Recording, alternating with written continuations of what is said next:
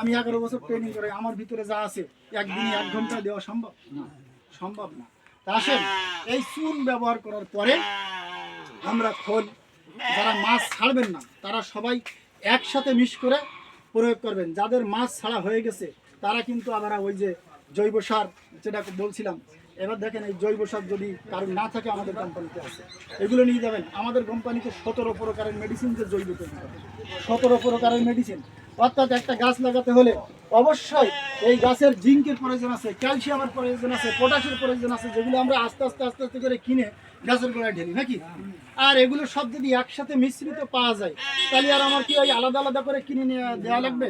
আবার যদি নিয়মটা যদি লেখা থাকে, আমি যেটা দিচ্ছি অনিয়মে ব্যবহার করতেছি, আর এটা নিয়ম ব্যবহার করার বিধি লেখা আছে, প্লাস আবার এর ভিতরে সব কিছু প্রোটিন দেওয়া আছে। অর্থাৎ আপনার জন্য কিন্তু এটা সহজ পদ্ধতি, বোঝা গেছে? এই সহজ পদ্ধতিতে যদি আমরা এখন যে দানে গাছ লাগাচ্ছি, সবজি গাছ লাগাচ্ছেন না অনেকে, আমাদের এই যে অর্গানিক জৈব সারটা দিয়ে দেখবেন। এর সাথে আমি শুধুমাত্র বলবো যে আপনি যদি 500 গাছের গোড়ায় দেন, প্রত্যেকটা গাছের গোড়ায় যেন 10 গ্রাম পরিমাণ করে একটু ইউরিয়া সার যায়, এর সাথে মিশিয়ে দিতে হবে। কারণ বর্তমান মানুষ রাসায়নিক সার ব্যবহার করে করে জমির উর্বরতা শক্তি ধ্বংস করেছে। যেহেতু আমার সারটা দেওয়ার সাথে সাথে যে আপনার গাছটা 3 দিনে লম্বা হবে তা কিন্তু হবে না, এই 3 দিনে লাভ দেবে তা দেবে না। আবার হ্যাঁ 3 দিনে লাভ দেবে যদি আমরা রাসায়নিক সারটা অল্প করে এর ভিতরে যদি মিশাই দেয়, 3 দিন 72 ঘন্টা পরে দেখবেন যে আপনার গাছ দৌড়াতে শুরু করেছে। অতিরিক্ত যে গাছ 14 পাতার পরে দেখবেন যে কাণ্ড মোটা, মানে ওর শরীর মোটা গাছগুলো ফেটে যাবে। অনেক সময় দেখা যাচ্ছে গাছের গ্রোথ হতে হতে গাছের গোড়া ফেটে যায়। অর্থাৎ এর পদ্ধতিটা আপনারা জানেন না, তাই হলো গাছের গোড়া ফেটে ওই দেখা যাচ্ছে যে গাছ ওখান থেকে রড ঝরে গাছটাই মারা যায়। এটা বলেন যে রোগ হয়েছে, আসলে কিন্তু রোগ না, এর কিন্তু কিছু পদ্ধতি আছে। এই গাছ ফল দেওয়ার জন্য দৌড়াতে থাকে, অর্থাৎ এই গাছের দৌড় কমিয়ে দিতে হবে। অর্থাৎ ওই গাছের টুজি কাটিং অনজি কাটিং করেন, ফলও বেশি পাবেন, আবার মজাও বেশি পাবেন, আর গাছটাও সুস্থ থাকবে। কারণ একটি গাছ যদি অতিরিক্ত দৌড়ায় দেখবেন সব পুরুষ ফুল দেবে, ও শালা আপনার মায়া ফুল দেবে। ও বলো ঠিকই আপনার খাচ্ছে যাচ্ছে ভালো, সময় দিচ্ছেন ভালো, কিন্তু ওর কাজ কিন্তু ওই করে যাচ্ছে আপনার বেলায় জিরো। ঠিক আছে? কিন্তু ওর থেকে যদি আপনি ফল বের করতে চান তাহলে অবশ্যই ওর মাথা কাটতে দেখবেন যে ও কি পরিমাণ ফল দেয়। কি বলেছে বুঝতে পেরেছেন? এটা একদম বাংলা মতে বুঝাই দিয়ে গেলাম। আর এই যে সার, আজ থেকে সিদ্ধান্ত নেন, এরপরে জৈব সার এটা দিবেন, প্লাস আমাদের কাছে আছে ভার্মি কম্পোস্ট সার, এগুলো ধরো ওটাও ধরো।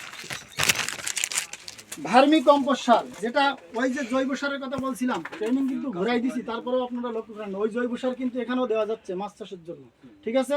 আবার সবজি চাষের জন্য ব্যবহার করা যাচ্ছে, বোঝা গেছে তো?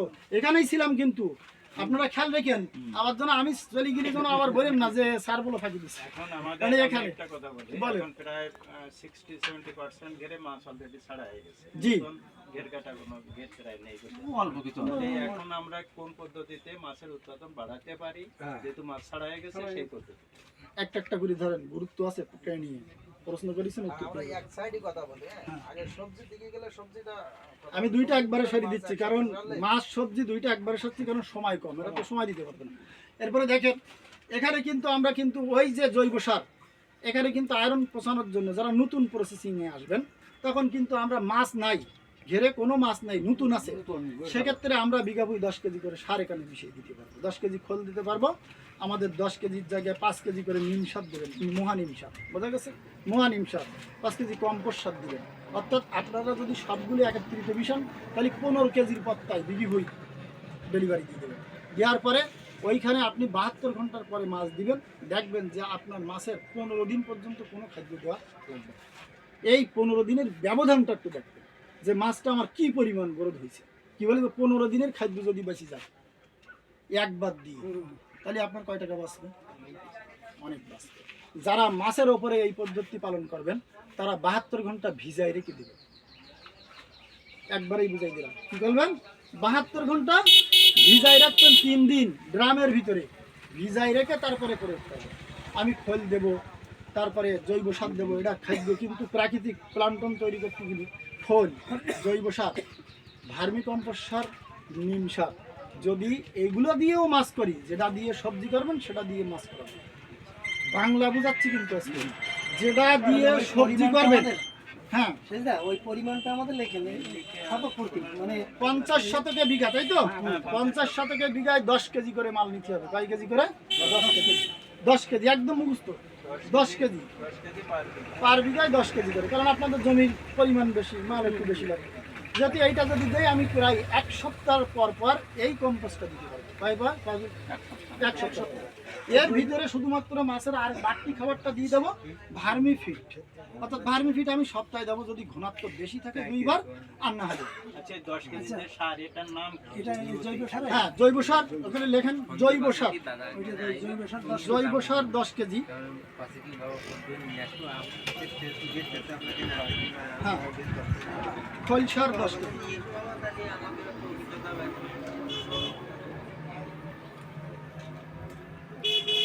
জি। মহানিম সার 5 কেজি।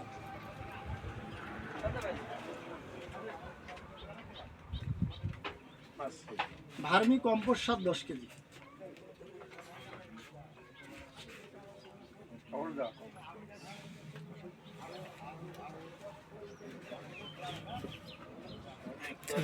জি। এবার আসেন উগিরি তোলা 21 খানিক লেখেন, লক্ষ্য করে শুনবেন এই বিষয়টা। আমরা যদি সবকটা উপাদান